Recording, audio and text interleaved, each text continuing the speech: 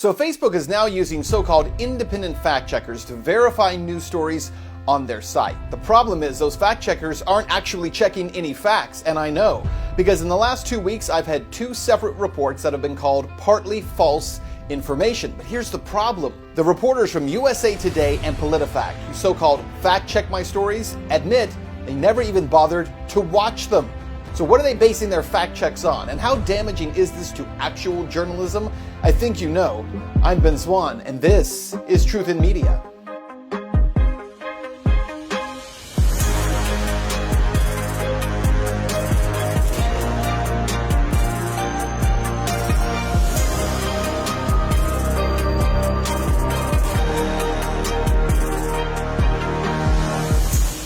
Hey guys, welcome to the show. So fact-checking the so-called fact-checkers. That's what we're doing today. As I told you, I've had 2 stories that have been flagged on Facebook as partly false information. One of those stories on Instagram is blocked so that people can't see it at all. Now, this is aside from just the typical algorithms that hide my content. It happens all the time to me and to hundreds of other journalists. But in this case, they're actually flagging certain stories because they're picking up traction, and they're claiming that these stories are false news. Now remember, Facebook has a process that it goes through by having these so-called fact-checking sites as partners. PolitiFact is one of those partners, and so is USA Today. Now here's the problem. With these 2 stories that I've put up, in both cases, the stories have been flagged as being partly false information, but not because of what's in the story, but based on totally erroneous and other reasons. Let's start with this latest one. It just happened on Saturday from PolitiFact. So PolitiFact decided to do a fact check on this report that I did about the contact tracing bill that's being pushed through. It's HR 6666. It's an incredible story and an incredible bill, and it deserves your attention. If you have not seen the story, you got to go try to find it on Facebook or Instagram or YouTube. Even though it's being hidden from you, try to search Ben Swan HR 6666 so that you can see it. And the reason for that is because it's such a critically important issue. It's a contact tracing bill that puts $100 billion into tracking the population in the name of preventing coronavirus. Now, I go into a lot of information in this about what's in the bill and what's not in the bill, and also specifically wording that would leave this thing pretty vague and open to interpretation, as well as continued expansion in future years. Just as our government has done with bills like, for instance, the Patriot Act, which was supposed to be, right after 9/11, put into place to protect us against terrorism and has become a permanent part of the American political landscape. And also, the powers of the Patriot Act continue to expand, not retract. We suspect it would be a very similar issue with this contact tracing bill. However, PolitiFact decided that because the story had 100,000 views in less than a day, they needed to do something about it, and they did. PolitiFact has now pegged that story as being false according to their so-called truth-o-meter. Take a look at this. The May 12 post, which had more than 100,000 views by the next day, was flagged as part of Facebook's efforts to combat false news and misinformation on its news feed. The $100 billion is strictly targeted to fighting COVID-19. It would fund not only contact tracing, a process aimed at stopping the spread of the disease, but also COVID-19 testing and services for people isolating at home, which, by the way, I explained all of that. And what it would do is create a contact tracing program. They're calling it the Trace Act. Now, the wording in this act is actually very short, and it's kind of to the point, but it leaves a lot of room not only for interpretation, but for expansion. And even what it does include in what's written in the text is pretty scary stuff. While it does raise some privacy concerns, contact tracing has been used to slow the spread of other diseases, such as SARS and HIV. It's a common strategy in public health agencies across the country. The post also includes a 15-minute video in which Swan claims that the bill would create a, quote, massive new surveillance structure in this country. It absolutely would. Now, watch this.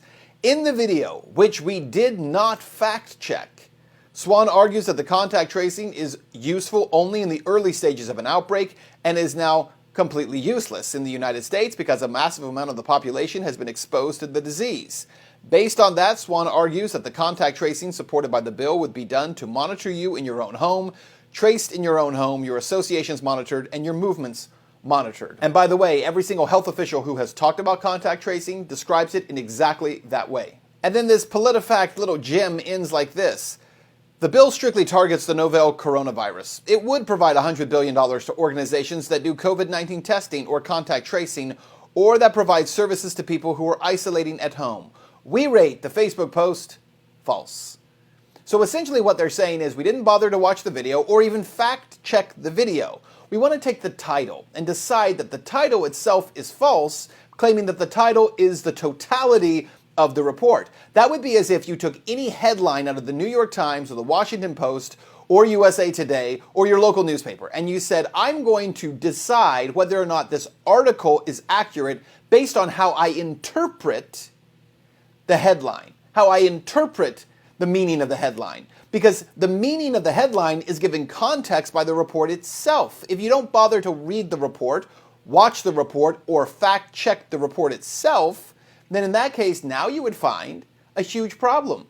You're just basing your fact check on how you feel about the title. Of course, that's not journalism. PolitiFact pretends it's doing journalism. Facebook pretends that PolitiFact is doing journalism, and they're not. Now, this happened a second time as well with another story of mine that was getting a lot of traction, and it was about the Wuhan Virology Lab in Wuhan, China, receiving $3.7 million from the NIH over the last few years to fund coronavirus testing on bats. This is a fact. The Wuhan Institute of Virology undertook coronavirus experiments on mammals captured more than 1,000 miles away in Yunnan, which were funded by a $3.7 million grant from the U.S. government. Sequencing of the COVID-19 genome has traced it back to bats found in Yunnan caves, but it was first thought to have transferred to humans at an animal market in Wuhan. We also now know that NIAID, the department associated with the National Institutes of Health, of which Dr. Anthony Fauci is in control, had already been conducting experiments with the Wuhan lab in the past. Now, in this case, I explained that NIH and NIAID, under the lead of Dr. Anthony Fauci, who is the head of the coronavirus response for the United States, essentially has sent $3.7 million to the Wuhan Virology Lab to study coronavirus in bats. That is an absolute fact. In fact, recently I posted these pictures on my Facebook and Instagram to further back up that claim. It shows that the NIH did grant to Echo Health Alliance $3.4 million just over 6 years, distributed across all sites, including the Echo Health Alliance Incorporated, New York, and the sub-awardees, the Wuhan Institute of Virology, East China Normal University, the Institute of Pathogen Biology in Beijing, the Duke NUS Medical School in Singapore. The problem is that USA Today has now decided that this is false information, not just from me, but from everyone who posts anything about the US providing funding to that lab. But the fact is, the US did provide funding to that lab. But here's what USA Today did. They used this quote-unquote fact check to phrase it this way. The Obama administration did not send $3.7 million to Wuhan lab. The report then goes on to explain that based on a Facebook post by some obscure person who specifically said the Obama administration did it, that this is not actually true. And in fact, has now rated every story that points out that the US sent funds to that virology lab as being false and misleading information, when in fact it's not. Now, we never said it was the Obama administration. We said it was the NIH under Obama and President Trump, under the direction of Anthony Fauci. If Dr. Anthony Fauci cannot be honest with the public about his work in the past associated with this lab, and if he has not been honest in the past about his connection to this lab, then Fauci has to go. It's absolutely indisputable. There's no question about it. But if you look at what USA Today did, they created a different story referencing the same information. And now they're going back, and every story that draws a line between US funding to that lab is deemed as false information. This is a very dangerous issue because what Facebook is allowing to happen on its platform are these so-called independent fact-checkers who are not independent, who have a point of view, and who, by the way, in some cases don't even work for anyone. So, for instance, in the PolitiFact case, this is what's really interesting to me. PolitiFact is the organization that did the fact check, but the reporter who reached out to me from PolitiFact doesn't actually work for PolitiFact. He's a freelance reporter. I actually looked him up, and he's a freelancer who's writing for them.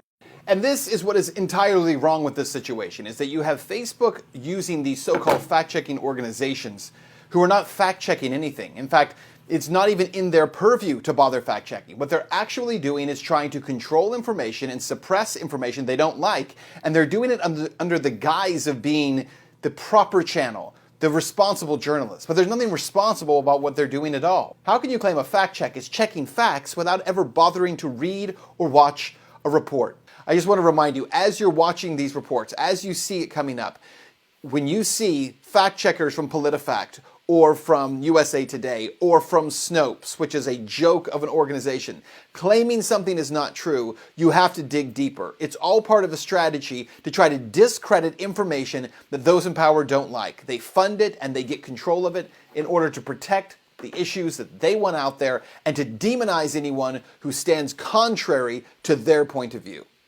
That is our report for today. We'll have much more coming up this week, but be sure to check out those reports if you can find them. They're well worth your time. And I'll see you next time.